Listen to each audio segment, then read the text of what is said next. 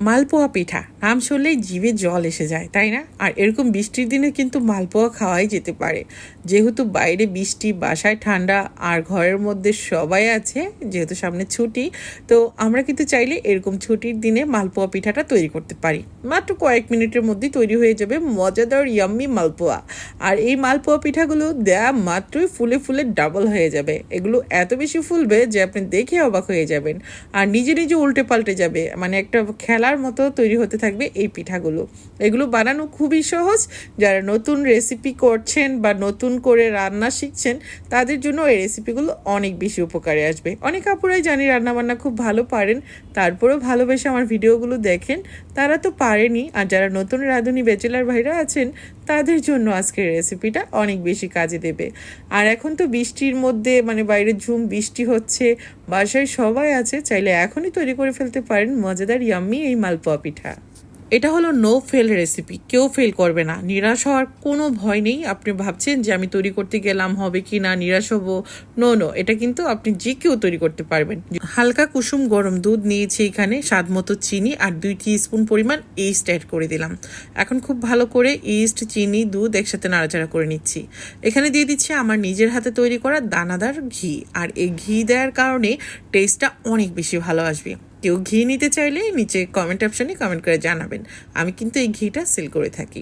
আর এদিকে দিয়ে দিলাম স্বাদ মতো লবণ, আর সেই সঙ্গে দিয়ে দিলাম ময়দা দিলেই কিন্তু পিঠার টেস্টটা অনেক বেশি ভালো আসবে। চাইলে আটা দিয়েও তৈরি করতে পারবেন। একটা ডিম দিয়ে দিলাম। পাতলা ব্যাটার তৈরি করার জন্য আরও কিছু দুধ এখানে অ্যাড করে দিলাম। আপনি কি পরিমাণ বানাবেন তার উপর ডিপেন্ড করবে। থিকনেসটা কেমন হবে আমি দেখিয়ে দিচ্ছি। একদম যে পাতলা তাও না, আবার একদম যে ঘন তাও না। চিতই পিঠা তৈরি করার জন্য যেরকম ব্যাটার লাগে ঠিক ওরকমটা। আমি এটাকে রেস্টে রেখে দিয়েছিলাম 10 মিনিটের জন্য। 10 মিনিটের মধ্যেই কিন্তু ফুলে ডাবল হয়ে গেছে। এই পাতলা ব্যাটারটা কিন্তু এখন অনেকটা স্টিকি হয়ে গেছে। এখন এখানে আমি একটু ধনেপাতা আর দিয়ে দিলাম গাজর কুচি। এতে করে দেখতে অনেক ভালো লাগবে, টেস্টও ভালো আসবে। চাইলে স্কিপ করতে পারেন। আর এখন আমি খুব ভালো করে সমস্ত উপকরণগুলো মিশিয়ে নিচ্ছি ঠিক এইভাবে। এখন আগে থেকে চুলায় প্যান বসিয়ে তেল গরম করে নিয়েছি, তার মধ্যে একটা গোল চামচ বসিয়ে দিয়েছি। এই গোল চামচটা একেবারে অপশনাল, তবে এটা দিলে পিঠাগুলো খুব সুন্দর হয়। আপনি চাইলে এমনিতেও দিতে পারেন, আর এমনিতে দিলে দেখা যাচ্ছে পিঠাগুলো নিজের মতো ছড়ে পড়ে যায়। আর যদি গোল চামচে দেন তাহলে প্রত্যেকটা পিঠা একটা শেপে আসে। এটাই হলো এর মানে টিপস আর কি। তো আশা করছি এই টিপসটাও কাজে লাগাবেন আর গোল চামচের দেওয়ার চেষ্টা করবেন। আমি কিন্তু প্রত্যেকটা পিঠা দেওয়ার মাত্রই কিন্তু ফুলে ফুলে উঠছে, আপনারা দেখিয়ে বুঝতে পারছেন। তেলটা খুব ভালো করে গরম করে নেবেন। যখন পিঠাগুলো দিবেন চুলার আঁচটা একদম কমিয়ে নেবেন, নতুবা পিঠাগুলো উপর থেকে কালার এসে যাবে বেশি। আর এই পিঠাগুলো কিন্তু খুব বেশি সময় লাগবে না, যেহেতু পাতলা ব্যাটার দিয়ে পিঠাটা তৈরি হচ্ছে। এই পিঠা ভাজতে সময় লাগবে 3 মিনিটের মতো। 3 মিনিটের মধ্যেই কিন্তু খুব সুন্দর কালার এসে যাবে, উপর থেকে ক্রিস্পি আর ভিতর থেকে স্পঞ্জি। এটা খেতে একটু অন্যরকম, তবে অনেক বেশি টেস্টি। একবার তৈরি করলে দেখবেন রোজ বানাতে বলবে বাসার সবাই। আজকের রেসিপিটা যদি ভালো লাগে প্লিজ ভিডিওটা শেয়ার করতে কেউ ভুলবেন না। আপনাদের একটা শেয়ার আমার জন্য অনেক বেশি উপকারী।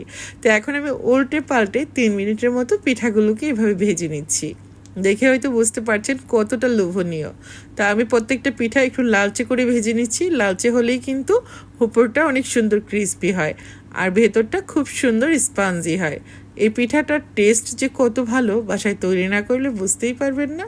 চাইলে কিন্তু এখনও তৈরি করতে পারেন, সন্ধ্যার জলখাবার হিসেবে খুব ভালো যাবে। আর এটা খেতে সন্ধ্যা সকাল লাগে না, যখন ইচ্ছে তখনই বানিয়ে নিতে পারবেন। আজকের রেসিপিটা যদি ভালো লাগে প্লিজ বেশি বেশি করে ভিডিওটা শেয়ার করতে কেউ ভুলবেন না। কেমন লেগেছে কমেন্ট করে জানাবেন। সবগুলো পিঠা ফুলে ফুলে টুইটুম্বুর হয়ে গেছে। আর এভাবে করে পিঠা তৈরি করার জন্য কিন্তু ভিডিওটা পুরোটা দেখে নেবেন, তাহলে কিন্তু এই রেসিপি যে তৈরি করবেন সে কিন্তু কোনোভাবেই নিরাশ হবেন না। তো আশা করছি সবাই এতক্ষণ সঙ্গেই ছিলেন। চলুন একটা ভেঙে দেখাই। দেখুন ভিতরটা কত সুন্দর হয়েছে।